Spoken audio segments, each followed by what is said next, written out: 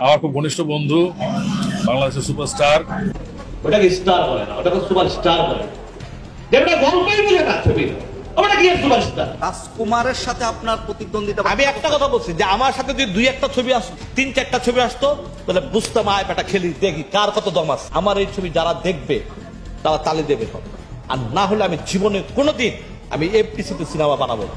পরিচালক ইকবাল, ওনার কথা শুনলে আমার মাঝে মাঝে এত হাসি পায়। কি একটা ডেড বডি ছবি বানাইছে, হ্যাঁ রে ছবি বানায়া, মানে কি একটা অবস্থা। এইটার সারামি সারা দিন করে, মানে এইটার প্রচার করতে ঘাইমা টাইমা পুরো অবস্থা খারাপ। হে খেলবো, হে কার সাথে খেলবো? শাকিব খানের রাজকুমারের সাথে খেলবো। হে জন্য হলই পাইনি, হে ডেড বডি সিনেমা এখন মর্গে আছে। হে বলছে পরে রিলিজ দিব, কারণ একটা হলও পাই নাই। 100-র উপরে হল দখল করে রাখছে শাকিব খানের রাজকুমার। আর অন্যান্য ছবি এসছে, বুবলির মায়ের দালাপ, দেয়ালের দেশ, আর অন্যান্য ছবি আছে, ওইগুলাও তো টুকটাক হল পাবে।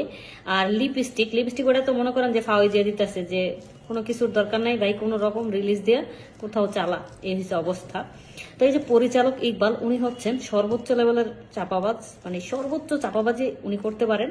উনি না টোটালি শাকিব খানকে দেখতেই পারেন না। উনি সবসময় শাকিব খানের বিপক্ষে কথা বলেন। শাকিব খানের নিয়ে কেউ গুণ কীর্তন করলে, শাকিব খানের প্রশংসা করলে উনি সহ্যই করতে পারেন না, এরকম একটা অবস্থা। আর উনি বলেন যে বেটা গল্পই বোঝে না, সে আবার কিসের সুপারস্টার? শাকিব খান নাকি গল্পই বোঝে না?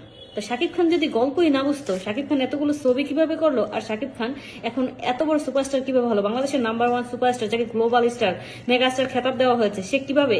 তারা কি গাঁজা খেয়ে তারা এই খেতাবটা দিয়েছে? নিশ্চয়ই তারা ডেট এক্সপায়ার্ড গাঁজা খেয়ে এই টাইপের খেতাব তাকে দেয়নি।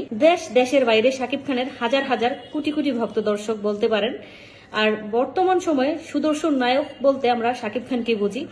আর এই যে শাকিব খানের মুভি রিলিজ মানেই 100-150 হল শাকিব খানের মুভির জন্য বরাদ্দ থাকবে। আর শাকিব খান মানেই হলে দর্শক আসতে বাধ্য, দর্শক হলমুখী হতে বাধ্য। শাকিব খান মানেই একটা ব্র্যান্ডের নাম, শাকিব খানের নামের উপর ছবি চলে। এখন শাকিব খানের গল্পের দরকার নেই। সাকিবিয়ান ভক্ত দর্শক যারা আছেন, তারা শাকিব খানের নাম শুনলেই হুমড়ি খেয়ে যেয়ে হলে ছবি দেখবে। শাকিব খানের ছবি দেখা শেষ হলে তারা চিন্তা ভাবনা করবে অন্যান্য ছবি দেখবেন কি দেখবেন না। আর সাকিবিয়ানরা যদি অন্যান্য সিনেমা দেখেন, তখনই কিন্তু সেই সিনেমাটা ব্লকবাস্টার হবে। এই হইল অবস্থা। তো পরিচালক ইকবাল এই যে এত লাফালাফি, একটা ডেড বডি সিনেমা মানে কত কিচ্ছা কাহিনী, কত খেলা খেলি, ওই সেই খেলবে, ওই সেই অমন করবে তেমন করবে। এখন ভাই ডেড বডি সিনেমার কোনো নামগন্ধ নেই, একটা হলও পায়নি। এখন বলতেছে এটা রিলিজ দিবে না, এটা মে মাসের 13 তারিখ না কত তারিখ রিলিজ দিবে এরকম শুনছি।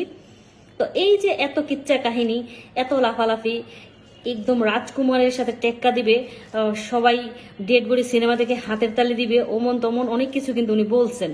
তো কি হলো এখন? শেষ পর্যন্ত ইকবাল কাকুর ডেড বডি মর্গে চলে গেছে, এই হয়েছে অবস্থা। শাকিব খানকে টেক্কা দিয়ে পরিচালক ইকবাল ছবি বানিয়ে সেই ছবি সুপার ডুপার হিট করবে, এটা ভাবা আর ঘুমায়া স্বপ্ন দেখা একই কথা আমি বলবো। তো পরিচালক ইকবাল, উনি যদি একটু ঠান্ডা মাথায় চিন্তা করেন, বুঝতে পারবেন যে উনি আসলে কি টাইপ কথাবার্তা বলেন। এগুলো বলে নিজের জনপ্রিয়তা কমাচ্ছেন। এই টাইপের কথাবার্তা বলে যাই মানুষ একটু ওনার ছবি দেখতো, এখন তাও দেখব। শাকিব খানকে উনি ছোট করলে, শাকিব খানকে অসম্মান করে কথা বললে, সাকিবিয়ানরা কি ওনার ডেড বডি ছবি দেখবে? আর সাকিবিয়ানরা ছবি না দেখলে এই ছবির টাকাও উঠবে না, এই হয়েছে অবস্থা। সাকিবিয়ানরা না দেখলে মশা মাছি ওই ছবি দেখবে না, এই হয়েছে অবস্থা। তো যাই হোক, শাকিব খানের জন্য অনেক অনেক শুভকামনা থাকবে। রাজকুমার ছবি নিয়ে অনেকের সমালোচনা, গান নিয়ে সমালোচনা, যেমনই হোক না কেন, তারপরেও তো এত সমালোচনা, এত কিছুর পরেও কিন্তু সব সিনেমা হলগুলো দখল করে রাখছে। প্রায় 15-20 লক্ষ টাকা আগে বুকিং দেওয়া হয়ে গেছে, এ হয়েছে অবস্থা।